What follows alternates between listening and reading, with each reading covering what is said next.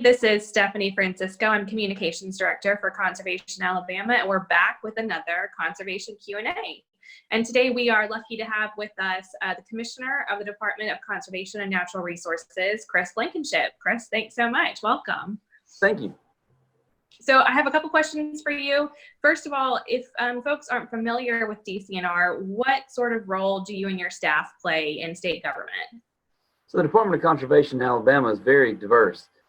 We have the Marine Resources Division that does all the enforcement and the management of the saltwater, recreational, and commercial fisheries on the coast. We have our Wildlife and Freshwater Fisheries Division that manages all the game and freshwater fishing in the state, plus non-game species like snakes and bats and butterflies and those sort of things. And then we have our State Lands Division that manages all of the state properties, including Department of Education properties, mental health, state overflow, swamp and overflow lands, and the Forever Wild program, plus a portion of the oil and gas exploration in the state. And then we have our state parks, 21 state parks that are managed through the Department of Conservation. So it's a very, very diverse department and touches most Alabamians' lives on a daily basis in some way. Mm-hmm. Well, and speaking of that, we've had a lot of changes to daily life lately. I guess we're coming up on just about a week of our shelter-in-place order from the governor. How has that changed your work and your staff's work? Well, a lot of the work that we do is in the field. And so those people in the field that are on the wildlife management areas and on the rivers and lakes and on the water down the coast, and our enforcement officers, they're pretty much operating as usual. Mm-hmm. We have a lot of our office staff that are teleworking, and that's going better than I thought it would. we had a plan in place in case something like this ever happened, and but it's actually gone better than I thought. I really want to give a shout out to our IT section that have been working tirelessly to make sure that with these VPNs that people are operating and doing their work just like they were in the office, and it's going extremely well. And then our state parks are open. We've had to close certain facilities or parts of our parks where, like the pools, mm-hmm. the pavilions, places where the beaches at the Gulf State Park, and then the beaches like at Lake Guntersville and at Wind Creek, inland beaches, just because they were gathering spots and there were more than the 10 people there. But we've kept the trails open and kept the campgrounds open, and trying to operate as much of our facilities to give people recreational opportunities as long as they can do it safely. Right. Yeah, we're all sort of desperate to get out of the house and do something. So state parks and Forever Wild properties are a great place to go if you can do it safely, as you pointed out. Well, I wanted to ask you, because other states nearby, specifically Georgia and Louisiana, have actually used their state parks facilities as a place for people to quarantine if they are sick with the COVID-19 virus but don't need hospitalization. Is that something that's been discussed in Alabama? It has not been discussed here. We're not planning to do that here. Mm-hmm. I don't know about the decision-making process in the other states, but our staffs at the state parks are not health professionals, and sure.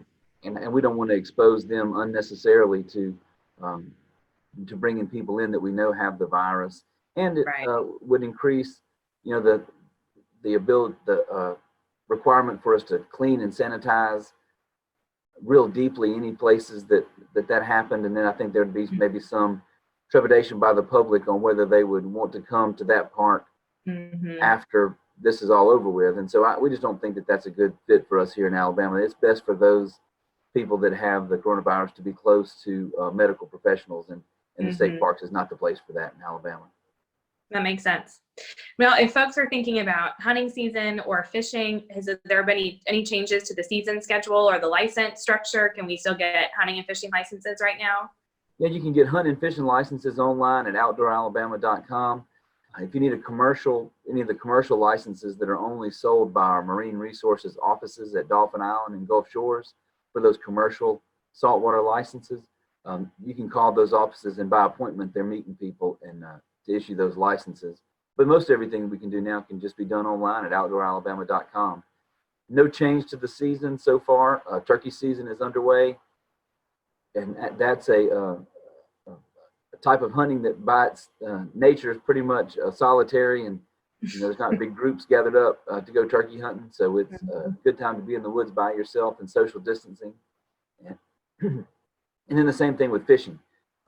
getting out on the lakes and the rivers or out in the Gulf of Mexico, as long as you're on a boat with like your immediate family, or you're on a big enough boat where you can separate, that's totally acceptable and allowed under the current health order. Well, that's great. I know a lot of people are going to be looking forward to that, to getting out in the woods this time soon, especially as beautiful as the weather is in a day like today. This would be a great time to get out there. Well, just for you personally, what do you think your favorite public lands are in the state? Where are you looking to go when you get a free minute or two? That's an interesting question.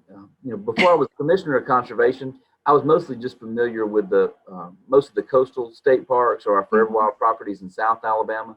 But we have an unbelievably beautiful state here. To pick my favorite place is tough because I enjoy going to Cheeha and on the Pinhoti Trail and hiking there.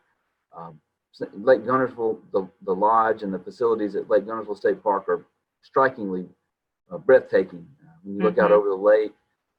Same thing in DeSoto State Park, the Little River Canyon area. It's just a natural wonder here in our state. But I guess I'm still pretty inclined to really like it on the coast, on the beaches, and in Gulf State Park. We have 28 miles of trails in the park, along with those 28 trails include like maritime forest and freshwater lakes and just some very unique habitats here in our state. So I think wherever you live, there's a forever wild property, a wildlife management area, a state park, or some place that you can get out and get some fresh air and still safely spend time in the outdoors. What's the best way to find the nearest forever wild property or state park for folks? The easiest way is to go to the website, either outdooralabama.com, or you can just Google Alabama Forever Wild and go to the website, and it has a list of all the tracks.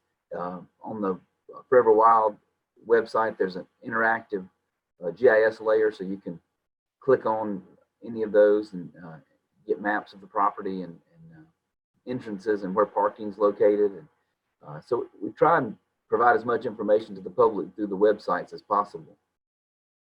Well, and my last question, if people are interested in trying to support DCNR or conservation and public lands in our state right now, are there some avenues for them to do that? I know we have the license plate programs. What can folks do to help out and make sure our public lands are protected when y'all's great staff? Yeah, and there's a lot of people, they're buying the hunt and fishing licenses. That's the biggest way that our department is supported. But then also those car tags, we have freshwater fishing, we have the Forever Wild tag, the state parks tag. When my wife got a new car last year, she had a hard time deciding which one of our programs she was going to support with the personalized tag. She did choose the Forever Wild tag because it was a beautiful tag. And, we are very proud of that program. It's a great program for us to set aside some ecologically sensitive lands and to provide public lands for access. And so that's one way. And then if you don't hunt and fish, but you want to support the department, we have a wildlife heritage license. That does give you like some freshwater fishing privileges and some other things, but that's a way that we have sought support from like birders and hikers and people that just want to have these public lands, but they don't necessarily hunt or fish. They can buy that wildlife heritage license, and that money goes into maintaining and acquiring and making lands available for people to do non-consumptive activities like birding and hiking and walking. So those are really good ways to support the department. And just talking, we as great as the Forever Wild program is, there's still some detractors of the program that don't think that the government should be buying land or something like that. So I think if you really enjoy those public lands, I think letting your state representative and senator know how important those are to you as a citizen is another way you can help the department, just to build support for public lands so people can access those. That's great. And, all of our legislators are back home in their districts now. So this is the perfect time to send them an email or give them a call and remind them how great public lands are. That's well, right. Chris, thank you so much. Thanks for all the hard work that you and your department do to keep our public lands open and we're looking forward to getting out and enjoying them this summer. So thank you. I really appreciate it. Thank you. Thank you for having me today.